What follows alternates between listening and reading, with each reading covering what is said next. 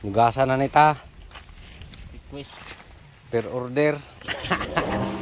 Nakita hawak ka.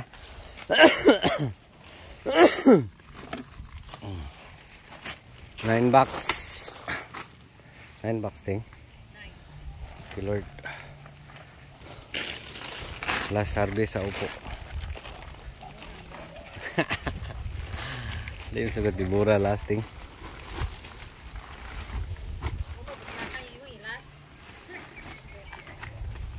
No, so 9 bucks. Thank you, Lord.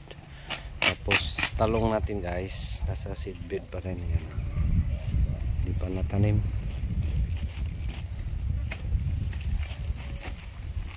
Sili natin, nangungulot na. Wala na. Hindi na yan. Dami nating kailangan ano. Tapos ito kami lang. Hindi kaya.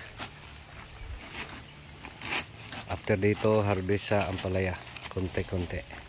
Time check 10:45. Matagal maghugas ng ano guys. Matagal maghugas ng upo.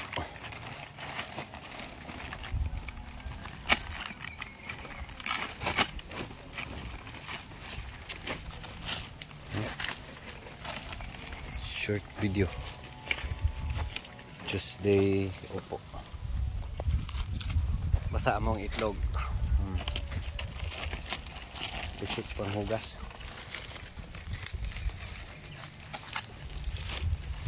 Titay.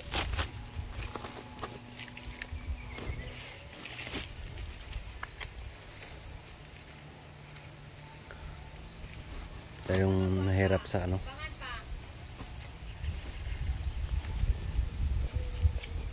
Multiple crops, tapos mahirap yung panahon. Hindi na maalagaan lahat. So sa atin is pinipili natin yung ano, yung pinaka. No? So thank you Lord sa ating upo. 900 to 1,000 kilos. Minimum 100. Oh yan, 900.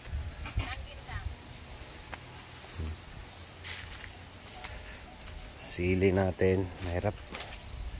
No? So, mais. Ito yung ano natin. Talong, di pa natanim. Sili.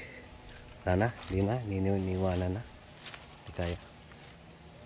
Kaya sa oras dito yung upo, ano na to eh. Iniwanan na. Kasi doon tayo sa ampalaya. So yun yung worst.